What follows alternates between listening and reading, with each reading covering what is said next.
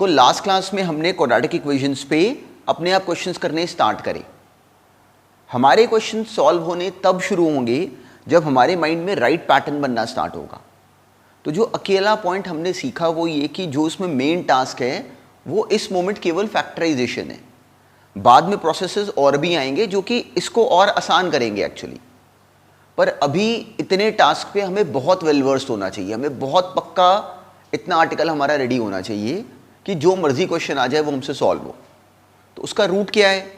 हम नए नए क्वेश्चंस देखेंगे और उनको पूरे कॉन्फिडेंस से अपनी कॉपी पे खुद कंप्लीट करेंगे साथ साथ। तो उससे कभी ना बचो, उस प्रोसेस से अपने माइंड को कभी ना रोको। फिर हमारे क्वेश्चंस अल्टीमेटली अपने आप होने शुरू हो जाएंगे। हमें लगेगा कोई क्वेश्चन नया होता ही नहीं है, पर वो पैटर्न बनेगा अपने आप। फैक्टराइजेशन हमें पहले से नोन है, उसका एग्जीक्यूशन करना हमने अब खुद है। तो इसलिए जो क्वेश्चंस में मान लो डाउट आए तो उसको लेके कभी भी ना वरिड नहीं होते। देखते हैं कि हमने क्या पॉइंट मिस करा, अगली बार उस पॉइंट को भी हम लोग ध्यान में रखेंगे साथ साथ। तो इस पैटर्न पे काम करना।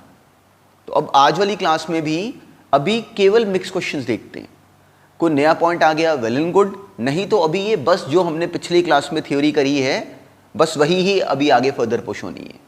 तो चलो शुरू करते हैं इस क्वेश्चन के साथ। ये क्वेश्चन अटेम्प्ट करो। अब देखो अभी हमने ये क्वेश्चन अटेम्प्ट करा। हमें अब सबसे पहले ये क्लैरिटी है कि हमें सबसे पहला काम ये करना है कि इस एक्सप्रेशन को सिंप्लीफाई करना है। तो अब हमने इसको सिंप्लीफाई करने के लिए इसका सिंपली यहाँ पे एलसीएम लिया।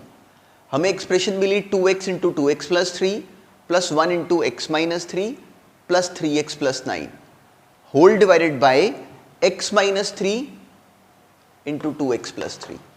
ये बनी एक्सप्रेशन। सिंपली हमने यहां पे बस एलसीएम लिया, ये बनी हमारी एक्सप्रेशन।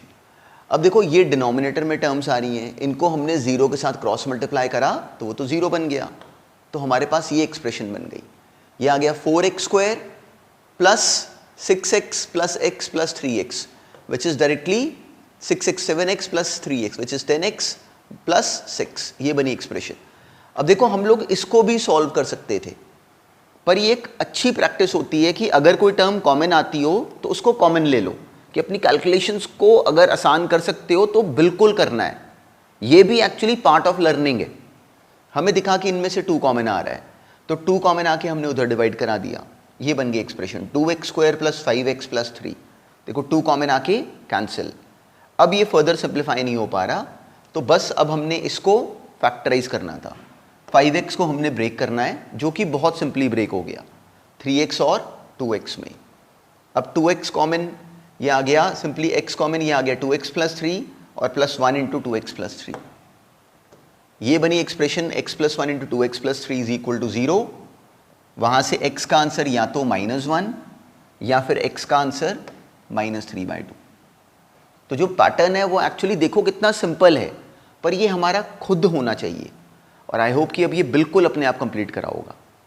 अब बिल्कुल ऐसे ही पैटर्न पे अब नेक्स्ट क्वेश्चन भी अपने आप कंप्लीट करो। अब ये क्वेश्चन सॉल्व करो।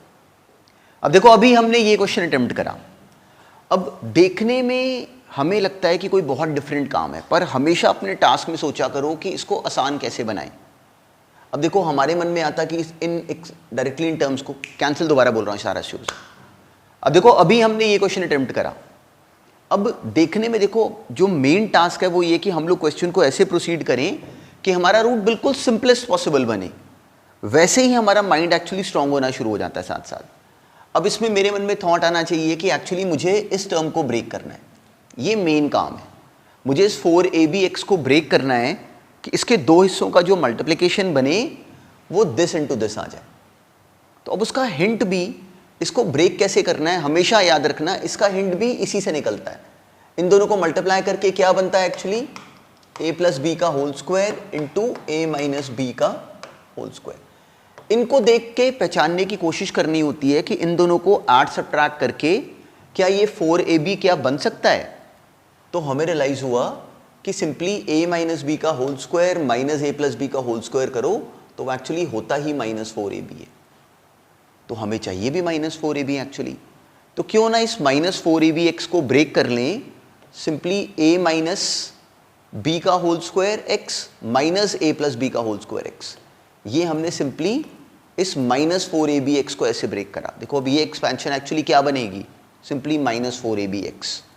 ये इस क्वेश्चन का मेन टास्क था। जैसे ही हमने एक्चुअली इसको स्प्लिट कर दिया, इसके बाद इस क्वेश्चन में actually there is no trick. अब सिंपली हमने टर्म्स की ग्रुपिंग करी। अब यहाँ पे a प्लस बी का होल स्क्वायर है, यहाँ पे भी है, तो हमने इस एक्सप्रेशन और इन दोनों के बीच में आपस में कॉमन टर्म्स ले ली। a प्लस बी का होल स्क्वायर और x बाहर कॉमन, अंदर आ गया x माइनस 1। अब इस टर्म में से एंड इन दोनों, इस वाली टर्म में से, इन दोनों में से a माइनस बी का whole square common plus a minus B का whole square into x minus 1। तो x माइनस 1 दोनों में से कॉमन, टर्म आ गई x into a plus B का whole square plus a minus B का whole square is equal to 0। और साथ ही हमारा आंसर डेवलप हो गया। जैसे ही फैक्टराइजेशन कंप्लीट, ये क्वेश्चन भी साथ साथ ही कंप्लीट। तो अब या तो ये 0 मतलब x की वैल्यू 1, या फिर ये 0। तो x इंटू ये टर्म 0, अब इसको उधर लेके गए तो ये आ गया minus of a minus B का होल स्क्वायर, फिर डिवाइड करा के ये बना अपना सेकेंड फाइनल आंसर।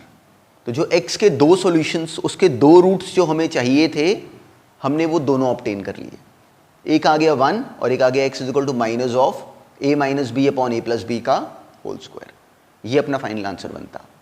अब बिल्कुल सेम पैटर्न पे नेक्स्ट क्वेश्चन को भी अब खुद ब्रेक करो, अब ये सॉल्व करो। अब देखो अभी हमने ये क्वेश्चन अटेम्प्ट करा, अब there was no extra trick. हमें समझ में आता था कि हमने इस टर्म को ब्रेक करना है ताकि कि अल्टीमेटली बस ये फैक्टराइजेशन हो सके। तो अब की बार इस क्वेश्चन में अकेली बात हमारे रियलाइज करने की इतनी सी थी कि हमें कुछ भी स्पेशल नहीं करना है इस क्वेश्चन में। अब की बार हमारा टारगेट क्या है कि ये वाली टर्म ऐसे स्प्लिट हो जाए कि उसके दो हिस्सों का मल्टीप्लिकेशन जो है वो एक्चुअली बराबर आ जाए a into B square into C के। और हमें दिखता है कि वो तो ऑलरेडी वैसे ही ब्रोकन था, तो बस हमने इसको ब्रेक कर लेना था। ये simply B square X minus A C X, इन दोनों का मल्टीप्लिकेशन क्या बन रहा है, जो हमें चाहिए। तो इस क्वेश्चन में actually there was no trick. अब सिंपली हमने टर्म्स को कॉमन लिया, इन दोनों में से हमने बी एक्स कॉमन लिया, ए एक्स प्लस बी माइनस इन दोनों में से सी कॉमन, यहाँ पे भी एक्स प्लस बी। तो हमारी एक्सप्रेशन फैक्टराइज हो गई। ये बन गया b x minus c into a x plus b is equal to 0। अब अगर ये 0 तो x बराबर c बाई बी के, अगर वो 0 तो x बराबर माइनस बी बाई ए के। ये हमारे स्ट्रेट फॉरवर्ड दो सॉल्यूशंस बन जाते। तो इनमें ना देखो कोई ट्रिक नहीं है। हम लोग यहाँ पे a b c in terms को देख के वरिड हो जाते हैं, वहीं पे ही वही एक्चुअली हम लोग का ना वीक पॉइंट बन जाता है। तो जब ये क्वेश्चंस हमारे सामने आए तो सोचो ये बिल्कुल स्ट्रेट फॉरवर्ड वही फैक्टराइजेशन है जो हमें पहले से नोन है, वही लॉजिक लगना है, कुछ स्पेशल काम नहीं है। हमने बिल्कुल हर बार की तरह इस मिडिल टर्म को ब्रेक करना है।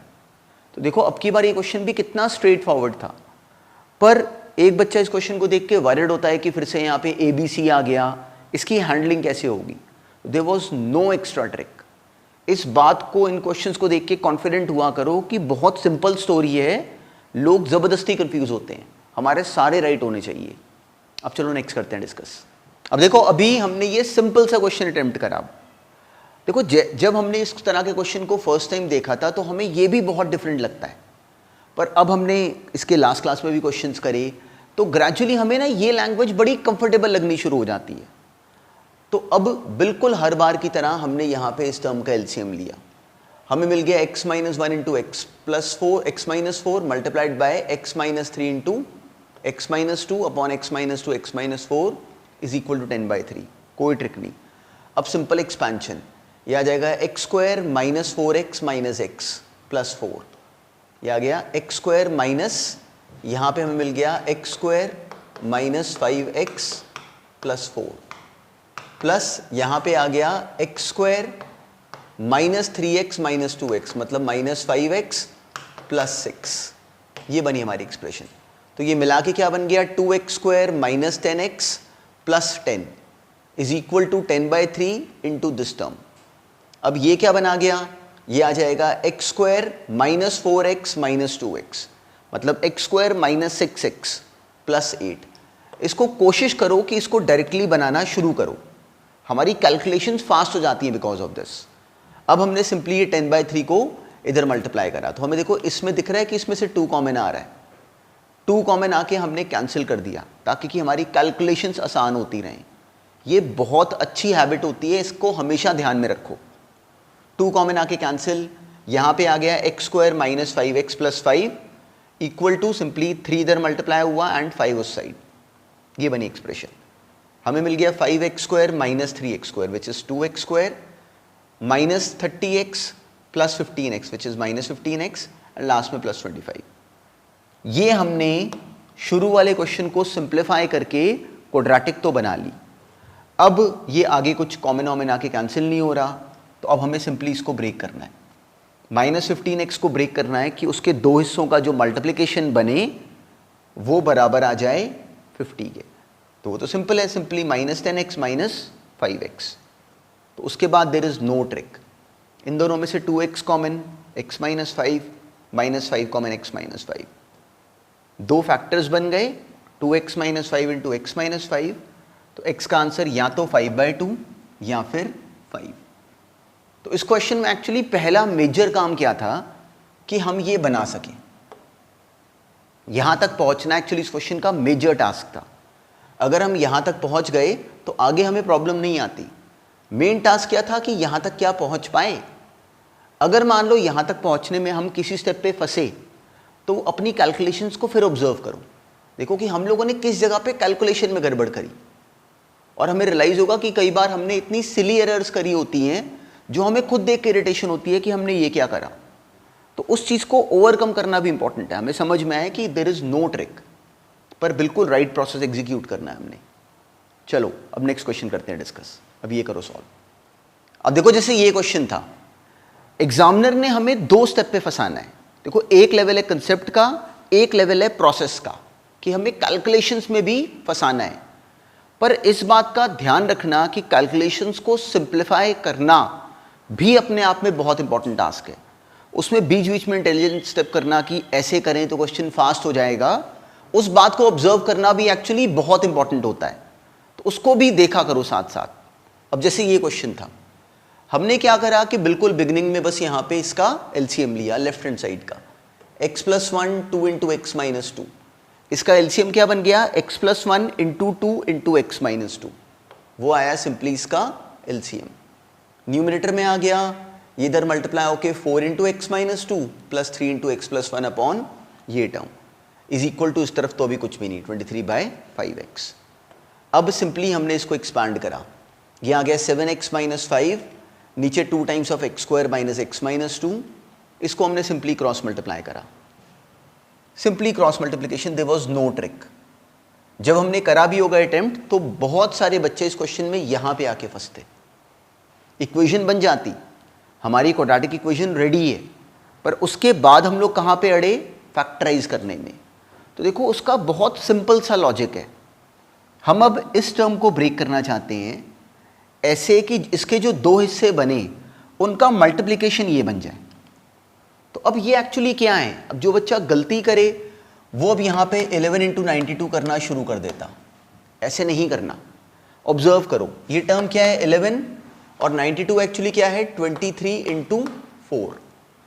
तो हमने यहाँ पे कोई ऐसे के पेयर्स बनाने हैं जिनको कि ऐड सब्ट्रैक्ट करने पे एक्चुअली ये -21x बन जाए। तो हमें दिखता है कि अगर 11 और 4 को ले लो तो वो क्या बना 44 और ये 23 अलग से है। तो अब अगर हम लोग इस 44 और 23 को अगर सब्ट्रैक्ट करें तो क्या हमें दिखता है कि वो 21 ही है। तो इस क्वेश्चन में क्या मिस्टेक नहीं करी, हमने एक्चुअली 11 और 92 को मल्टीप्लाई करके वो टफ सी टर्म नहीं बनाई, बाद में हम उसको ब्रेक करते रह जाते, तो हमें नीड ही नहीं पड़ी। सिंपली हमने इसी के थ्रू ऑब्जर्व कर लिया कि जो 2 फैक्टर्स हमें चाहिए वो एक तो 44 ले लो और एक 23। तो जैसे ही हमने इसको स्प्लिट कर लिया, after that actually there is no trick involve. ये आ गया 11x square, simply 11x square minus 44x plus 23x minus 92 equal to 0। जैसे ही हमने मिडिल टर्म को स्प्लिट कर लिया, after that there is no trick. अब सिंपली इन दोनों में से 11x कॉमन, यहां पे आ गया x minus 4 plus 23 common, x minus 4 is equal to 0। अब ये फैक्टराइज हो गया 11x plus 23 into x minus 4 is equal to 0। दो टर्म्स मल्टीप्लाई होके 0 दे रही हैं, हम बिल्कुल राइट स्टोरी पे हैं। अगर ये एक्सप्रेशन 0 तो x की वैल्यू माइनस 23/11, अगर दूसरी एक्सप्रेशन 0 तो x की वैल्यू 4। ये हमारा फाइनल आंसर बनता। देखो इसका प्रोसेस कितना स्ट्रेट फॉरवर्ड है, बस इसका एग्जीक्यूशन हमने बिल्कुल राइट करना है। तो ये इसमें कंप्लीट स्टोरी थी। अब बिल्कुल इसी पैटर्न का नेक्स्ट क्वेश्चन अब अपने आप करो, अब ये सॉल्व करो। अब देखो अभी हमने ये क्वेश्चन डील करा, तो अब डायरेक्टली क्वेश्चन का फॉर्मेट ऐसे का होगा कि हमें देख के जबरदस्ती का डर लगे। मेन टास्क ये है कि हम लोग उसको बस स्ट्रैटेजिकली फॉर्मेट कर पाए। जैसे ये टर्म है, सिंपल लॉजिक क्या है, फैक्टराइजेशन। तो हमें समझ में आता है कि एग्जामिनर ने हमें फैक्टराइजेशन पे फंसाने की कोशिश करनी है, और हमें समझ में आता है कि अभी क्वाड्रेटिक इक्वेशंस नाम में कुछ भी नहीं है एक्सेप्ट फैक्टराइजेशन। तो अब हमें इस मिडिल टर्म को ब्रेक करना है, पर अब डायरेक्टली देख के हम इसको एडजस्ट नहीं कर पा रहे अपने माइंड में। तो अगर इस टर्म को अगर हम लोग ऑब्जर्व करें तो ये एक्चुअली ईजिली फैक्टराइज हो रही थी, 2a plus B into A plus 2b। तो अब हम लोग की स्टोरी बननी शुरू हुई, हमारे पास टर्म्स आ गई। इसको ऐसे ब्रेक करना है कि ब्रेक करने पे इसके जो दो पार्ट्स बने उनका जो मल्टीप्लिकेशन हो वो आना चाहिए 9 इंटू दिस टर्म के। तो 9 into 2a plus B into A plus 2b, ये मल्टीप्लाई करके आना चाहिए, और इनको ऐड सब्ट्रैक्ट करके क्या आना चाहिए, माइनस 9a प्लस बी। तो कैसे बनाएं, तो इन टर्म्स को ज़रा हम लोग ऐड सब्ट्रैक्ट करके देखें आपस में। तो इनको सब्ट्रैक्ट करने पे नहीं, लेकिन इन दोनों को ऐड करने पे हमें रियलाइज़ हुआ कि ये 3a प्लस 3b बना रहा है। 9 को छोड़ दो अभी, ये क्या बना रहा है, 3a प्लस 3b। तो 3a प्लस 3b मतलब 3 कॉमन a प्लस b, हमें चाहिए भी a प्लस b। तो हमें समझ में आया कि ये और ये अगर ऐड हो जाए तो ये 3a प्लस 3b बना रहा है, पर हमें तो चाहिए 9a प्लस 9b। तो क्यों ना एक काम करें कि सिंपली एक टर्म ले लें -3 times of 2a plus b x, और एक ले लें -3 times of a plus 2b x. हमने सिंपली इसको 3 से मल्टीप्लाई कर दिया। उसका बेनिफिट क्या हुआ कि पहली चीज़ तो ये कि डायरेक्टली अब इन दोनों को मल्टीप्लाई करने पे ये देखो 9 भी बन गया जो हमें चाहिए, और 2a प्लस बी और a प्लस 2b भी बन गया। तो अब ये एग्जैक्टली हम लोगों ने मिडिल टर्म को स्प्लिट कर दिया दो ऐसी टर्म्स में, जिसका क्लियर कट अब यहाँ पे स्ट्रेट फॉरवर्ड अभी हमारे फैक्टराइजेशन के ऑर्डिनरी फॉर्मेट में टर्म क्रिएट हो गई। अब ये इस क्वेश्चन का मेन टास्क है। अगर हमने ये स्टेप अगर राइट कर लिया तो after that there is no trick. तो कोई क्वेश्चंस 4 मार्क्स के आ जाते हैं, पर इनमें एक्चुअली मेजर रोल किस चीज़ का है, बस फैक्टराइजेशन का। तो इस बात को बार बार समझो कि फैक्टराइजेशन कैसे हो रही है। जैसे हमने इसको स्प्लिट करा, after that there is no trick involve. अब सिंपली इन दोनों में से 3x common, 3x minus 2a plus b minus a plus 2b common, वहाँ पे भी बन गया 3x minus 2a plus b. 3x minus 2a plus b a plus 2a plus b common, 3x minus a plus 2b ये बन गया। इन दोनों को ज़ीरो करा, वहाँ से x की वैल्यूज़ आ गई a प्लस 2b/3 और 2a प्लस b/3। तो ये सब मेन काम नहीं है, मेन स्टेप इस क्वेश्चन का ये स्टेप है। अगर हमने ये एग्जीक्यूशन अगर राइट कर ली तो हम लोग इस क्वेश्चन में उसके बाद बिल्कुल भी नहीं फंसते। पर देखो इसको सोचते कैसे, हमारे सामने कोई और क्वेश्चन आए तो कैसे बनाते हैं, कंफ्यूज नहीं होते। ये नहीं करते कि मल्टीप्लाई कर दें और फिर कंफ्यूजन में आए। देखते हैं कि अच्छा इसको ब्रेक करना है, मल्टीप्लाई करके ये बनेगा, तो फिर यहाँ पे दिमाग लगाते हैं कि अब इनको आपस में कैसे ऐड सब्ट्रैक्ट करें ताकि कि ये बने। तो देखो हम लोग डायरेक्टली यहाँ पे इंटरप्रेट कर पाए कि 2a प्लस बी और a प्लस 2b को ऐड करो तो वो 3a प्लस 3b बन रहा है, पर हमें तो 9 चाहिए, इसलिए इन दोनों को भी 3 से मल्टीप्लाई कर दो। हमने वही करा। तो बिल्कुल ऐसे सोचा करो, फिर हमारे कोई भी क्वेश्चन सॉल्व होने एक्चुअली स्टार्ट हो जाएंगे साथ साथ ही। चलो अब नेक्स्ट करते हैं डिस्कस। अब ये सॉल्व करो। देखो जब क्वेश्चन इंटरेस्टिंग होगा ना तो बिल्कुल इस बात का ध्यान रखना, ये हमें आगे भी हमेशा हेल्प करता है।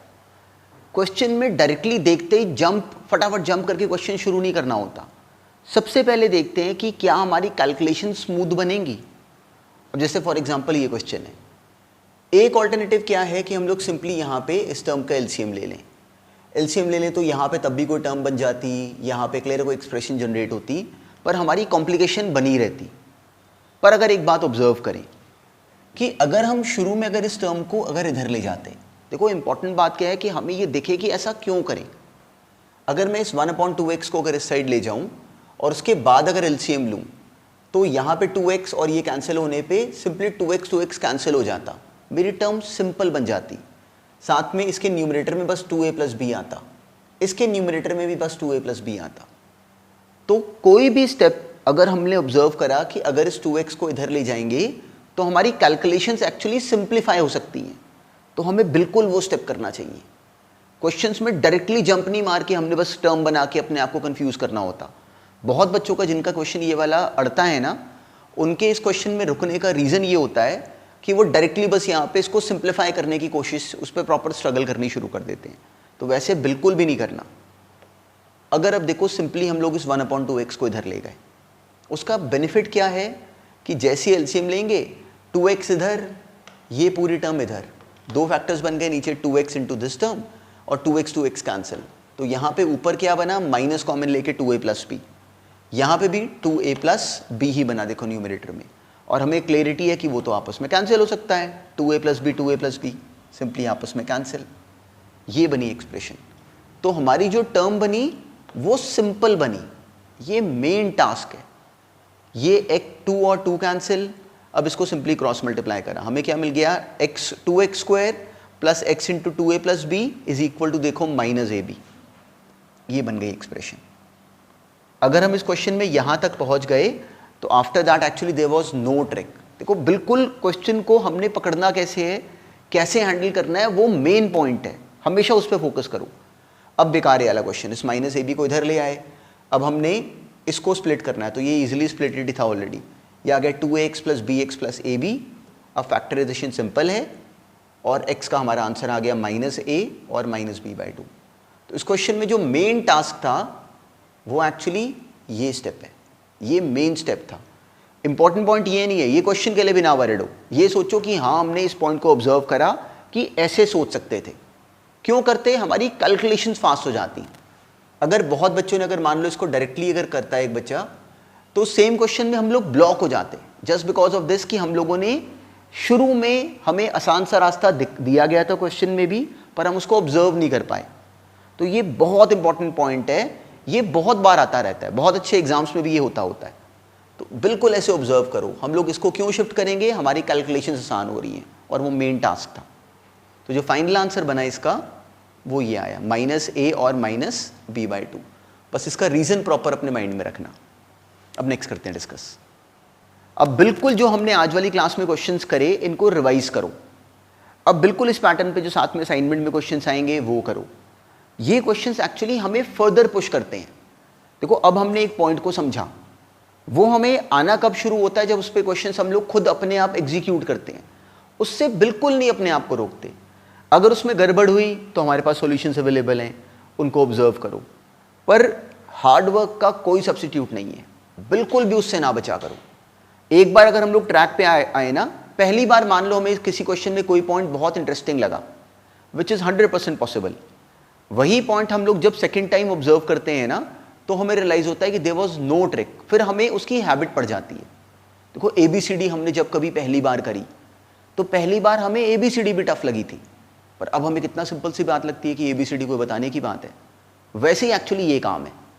अगर मान लो कोई पॉइंट हमें पहली बार में अगर डिफरेंट भी लगता है ना, तो वो डिफरेंट नहीं होता, पर पहली बार हमारा माइंड उसको एक्सेप्ट करने से रोकता है। तो बिल्कुल उस पॉइंट पे अपने आप को बिल्कुल अपने आप को उस पॉइंट पे पुश करा करो कि कुछ नहीं होता। फर्स्ट टाइम देखा डिफरेंट है, नो प्रॉब्लम, उसको सेकंड टाइम जब देखोगे तो हमें लगेगा बिल्कुल बेकार बात है, तो उससे बिल्कुल अपने आप को ना बचाया करो।